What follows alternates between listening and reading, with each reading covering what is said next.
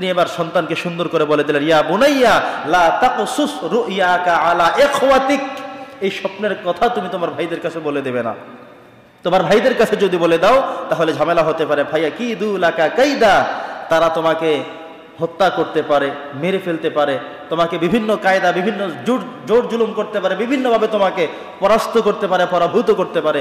সুতরাং সাবধান, লা তাকসুস রুইয়াক, তুমি তোমার ভাইদের কাছে এই স্বপ্নের কথা বলে দিবে না। সুবহানাল্লাহ বলেন। তার মানে হলো তিনি যে নবী, তিনি বুঝতে পেরেছেন তার সন্তান এটা নবী হবে, তিনি সেটাও বুঝতে পারলেন, এবং এই স্বপ্নের কথা তার ভাইদের কাছে বলে দিলে কি হবে তিনি সেটা বুঝতে পারলেন। এখানে ব্যাখ্যাটুকু আপনাদেরকে একটু আগে জানিয়ে দেই। চন্দ্র এবং সূর্য দেখেছে তাকে সেজদা করতে, এটা হলো তার বাবা মা। আর আহাদা আশারা কাওকাবান, 11টি নক্ষত্র তিনি দেখেছিলেন। তার মানে হলো ভাই হলো 12 জন, উনি ব্যতীত বাকি থাকে কতজন? 11 জন। কতজন থাকে?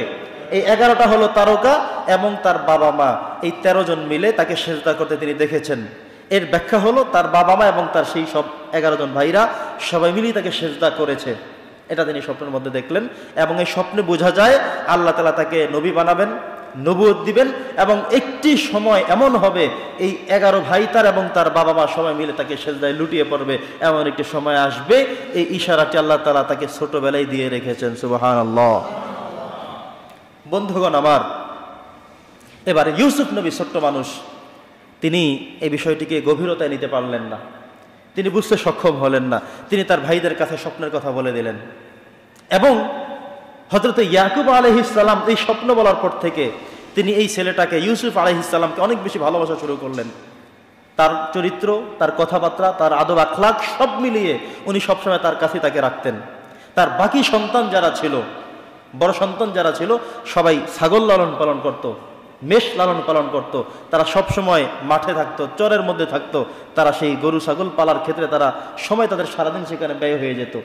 আর ইয়াকুব আলাইহিস সালাম ইউসুফকে তার নিজের কাছেই রাখতেন। তিনি জানেন ও যে স্বপ্ন দেখেছে, এই স্বপ্ন হয়তো ভাইদের কাছে মিষ্টি দিলে বলে দেবে, আর হয়তো তারা তাকে ক্ষতি করবে, এই জন্য তিনি তাকে তার পাশেই রেখে দিতেন। সুবহানাল্লাহ। তো উনি ছোট্ট মানুষ, সুযোগ পেয়ে ভাইদের কাছে বলে দিলেন। বলে দেওয়ার পর ভাইয়ের এবার বসে সিদ্ধান্ত করলো যে ও যে স্বপ্ন দেখেছে, স্বপ্নের ব্যাখ্যা হলো আমরা সবাই নাকি তাকে সেজদা করতে হবে, সে এত বড় হয়ে যাবে, এটা হতে দেয়া যাবে না, এটা করতে দেয়া যাবে না।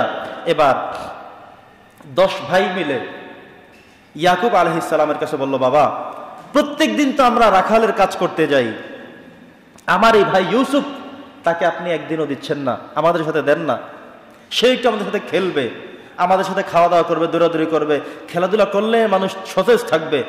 উনি দিতে চাইলেন না, কিন্তু অবশেষে এই 10 ভাইয়ের পীড়াপিড়িতে হযরত ইয়াকুব আলাইহিস সালাম সিদ্ধান্ত করলেন, ঠিক আছে তাহলে দিয়ে দিলাম। ওরা 10 জন তো ষড়যন্ত্র করে নিল, তারা নিয়ে হযরত ইউসুফ নবীকে মারার জন্য উদ্যত হলো। একটাই শুধু কারণ, বাবা কেন এই সন্তানকে বেশি ভালোবাসে। কথা কি বুঝতেছেন? আর কোনো কারণ না, সে কোনো গালিও দেয় নাই, সে খারাপ কিছু বলে নাই, কেন তাকে বেশি ভালোবাসে, এটাই হলো মূল শত্রুতার কারণ। এবার যখন তারা মারার জন্য উদ্যত হলো, তাদের 10 জনের মধ্যে একজন ছিল একটু ভালো মনস্ক, সে বলল যে মারার দরকার নেই, তাকে কূপের মধ্যে ফেলে দাও, বিভিন্ন কাফেলারা এসে বিভিন্ন সময় পানি নেয়, সে তাদের সাথে হয়তো বা চলে যাবে, বিক্রি করে আরেক দেশে চলে যাবে, আমাদের টেনশনের আর কোনো কাজ থাকবে না, মারার কোনো দরকার নেই। বাকিরা কথা শুনে তাকে সেটাই করলো, না কূপের মধ্যে ফেলে দিল। আপনারা ইতিহাস জানেন না? জানা আছে ইতিহাস? তাকে সেখানে ফেলে দিয়ে ওনারা এই কয়জনে মিলে ছাগল জবাই করে তারা দুপুরে খাওয়া দাওয়া করলো, আর সেই রক্তগুলো তার জামার মধ্যে মেখে বাবার কাছে নিয়ে হাজির করলো। কোরআনে আসছে। তো বাবা যখন দেখলেন উনি নবী মানুষ, হযরত ইয়াকুব নবী, তিনি বুঝতে সক্ষম হলেন যে বাঘ যদি আমার সেই সন্তান ইউসুফকে খেয়ে ফেলেই থাকে, তাহলে জামাটা তো সিরাবিরা থাকবে, জামা তো পুরো ভালো, জামার মধ্যে তোমরা রক্ত মেখে নিয়ে আসছো, জামায় তো সিরাবিরার কোনো দাগ নেই, বাঘের আঁচড় থাকবে। তিনি বুঝতে সক্ষম হলেন যে তারা তাকে মেরে ফেলছে কিংবা কিছু করেছে।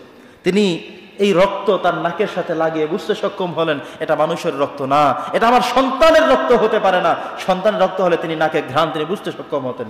সুবহানাল্লাহ। তিনি আত্মবিশ্বাসী ছিলেন। তিনি সন্তানদেরকে বারবার বললেন, কি করেছো বলো। সবাই বলল, বাবা বিশ্বাস করেন না আমাদেরকে, ওকে বাঘে খেয়ে ফেলেছে, আমরা জামাটা পেয়েছি সেটাই নিয়ে এসেছি।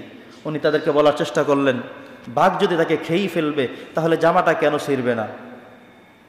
জামা যেহেতু ছিঁড়ে নাই, অতএব বাঘ তাকে খায় নাই, তোমরা তাকে হয়তো জামাতে রেখে তাকে ফেলে দিয়েছ। আর যেই রক্ত, সেই রক্ত আমার নাকের ঘ্রাণ বলছে এটা আমার সন্তানের রক্ত না।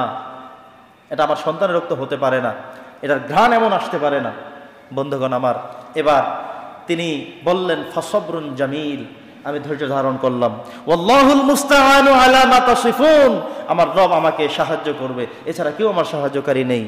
তিনি অসুস্থ মানুষ, বাড়িতে ইউসুফের জন্য কান্নাকাটি করছেন, কিন্তু বিশ্বাস একটা বিষয় আছে, সেটা হলো যেহেতু ইউসুফ স্বপ্নে দেখেছে যে 10-11টি তারকা এবং চন্দ্র সূর্য তাকে সেজদা করেছে, অতএব সেই স্বপ্ন অবাস্তব হতে পারে না, সেই স্বপ্ন বৃথা যেতে পারে না, আমার সন্তান মারা যেতে পারে না।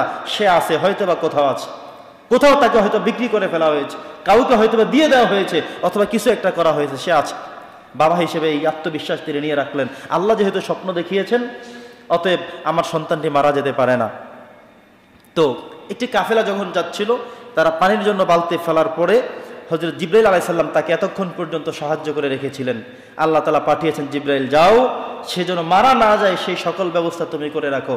যখন বালতি ফেলানো হলো, হযরত ইউসুফ নবী বালতির সাথে ঝুলে উপরে উঠে গেল। যারা পেলেন তারা খুশি হয়ে বলেন, ইয়া বুশরা হাযা গোলাম, একটি গোলাম পাওয়া গিয়েছে।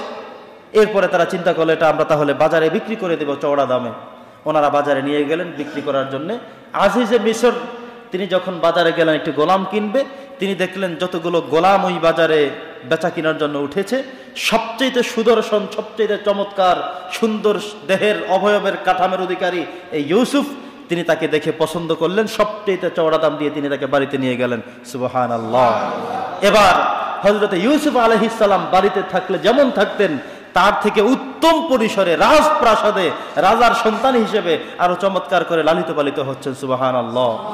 আপনারা আরো শুনেছিলেন হযরতে মূসা আলাইহিস সালাম যখন জন্মগ্রহণ করেছিলেন, তখন তাকে কোথায় লালন পালন করবে খুব টেনশনের মধ্যে ছিল। আল্লাহ বলছেন, টেনশনের কোনো কাজ নেই, যেই ফেরাউন আমার মূসাকে মারতে চেয়েছিল, সেই ফেরাউনের ঘরে সবচাইতে সুন্দর অবয়বে উত্তম প্রশিক্ষায় তাকে লালিত পালিত হবে, তাকে নিয়ে টেনশনের কোনো কাজ করা লাগবে না। কয়েকদিন মূসা নবীকে লুকিয়ে রেখেছিল, রাখতে হয়েছিল, কিন্তু অবশেষে আল্লাহ তাআলা কৌশল করে সেই ফেরাউনের ঘরেই মূসা আলাইহিস সালাম লালিত পালিত হচ্ছিলেন।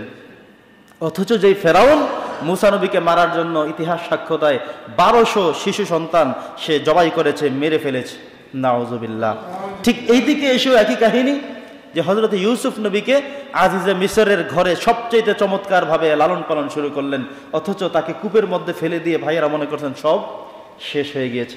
এবার ইউসুফ আলাইহিস সালাম বড় হচ্ছেন, তিনি দিন দিন বড় হচ্ছেন, আর তিনি তার চেহারা, তার ফোকাস, তার আলোকিত, তার কথাবার্তা সবকিছুই যেন দিন দিন আরো চমৎকার হচ্ছে।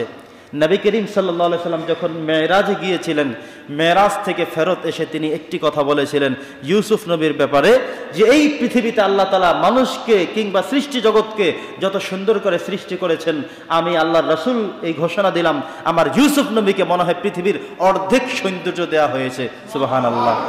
এত চমৎকার ছিলেন ইউসুফ নবী, যেটা নবীজি নিজেই মেরাজ থেকে এসে সাক্ষ্য দিয়েছিলেন যে ইউসুফ নবী এত চমৎকার, এত সুদর্শন মানুষ, আমার মনে হয় যেন আল্লাহ তাআলা পৃথিবীতে মানুষকে যত সৌন্দর্য দিয়েছে, সৌন্দর্যের অর্ধেকটুকু একাই হযরত ইউসুফ নবীর মধ্যে বিতরণ করেছে। সুবহানাল্লাহ।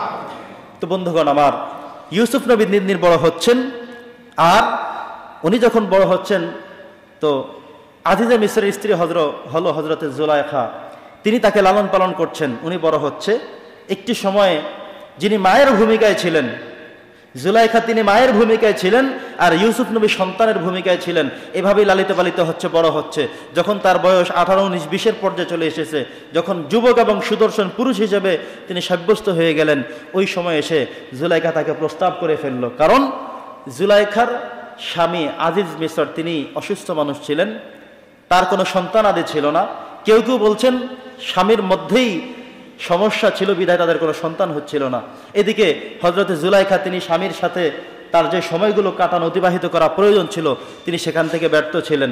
এজন্য তিনি হযরতে ইউসুফ নবীর চেহারা দেখে, সুদর্শন দেখে তিনি তার প্রেমে পড়ে গেল। অবশেষে তিনি তাকে বললেন, ইউসুফ আলাইহিস সালামকে তিনি প্রস্তাব করলেন বিবাহের জন্য কিংবা আরো অন্যান্য কিছু করার জন্য।